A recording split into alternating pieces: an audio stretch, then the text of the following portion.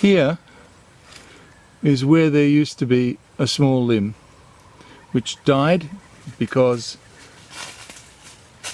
the canopy of the tree, which is on the exterior where all the leaves are, on the outside, shaded this and other little branches, and that branch died. So it died, leaving a dead limb which decayed and eventually fell off. So this is a form of callus which is just engulfing the dead branch. Similarly, this branch up here has gone through exactly the same thing, this one, and it is being engulfed, except you'll notice as I put my hand across here, this is relatively round.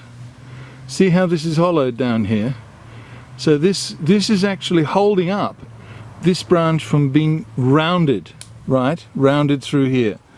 This is one good reason why you should prune trees, is because what you're doing is you are preventing this from occurring, which also leads to further decay inside the tree and diseases. So that would mean that if we were to do any pruning at all, pruning would be done to limbs such as this one,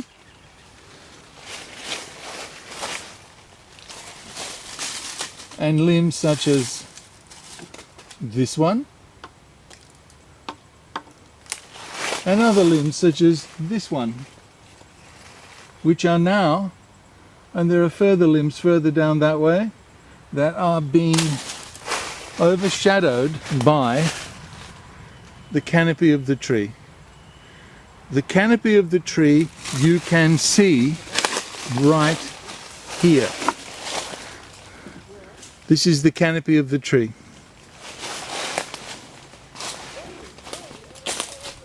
This is it. Okay? So dead wood forms in the tree naturally, and branches die naturally, and they fall off. What I'm saying is that it's actually better to make a cut, remove the branches that are going to die, allow them to callus within a few years rather than 20 or 30 years of a branch growing and engulfing a stick of dead wood. Is it really necessary to prune a tree like this? Well, not absolutely. And I say that because there isn't really a major problem occurring here. There aren't that many people that come up to Periander. There are very few. Trees just grow as they want to. There's minimal management. There's been one or two trees felled and stumps ground to sawdust so that they can rot, and that sort of thing. This is not a high active area for the public.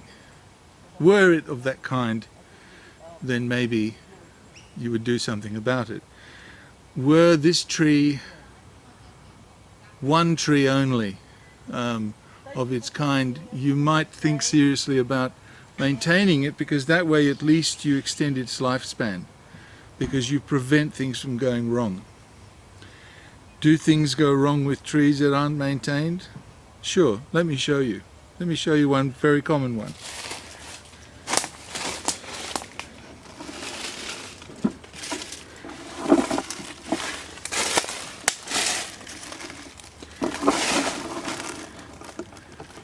Down here, you can see just there, just across there, you can see a girdling root.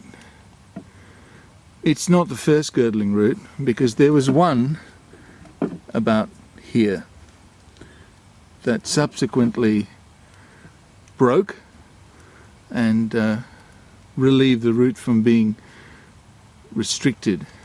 But this root is quite a big one. And girdling roots don't graft, no such thing. So they actually do damage. So instead of the root that is supplying the tree with nutrient growing and becoming a significant root in the overall system, that root will be strangled, damaged, decay might form, it dies off, decay goes into the butt of the tree, the bole of the tree, which is down here, bole of the tree, and it's worse for the tree. There is another root which is over here, which is doing the same thing.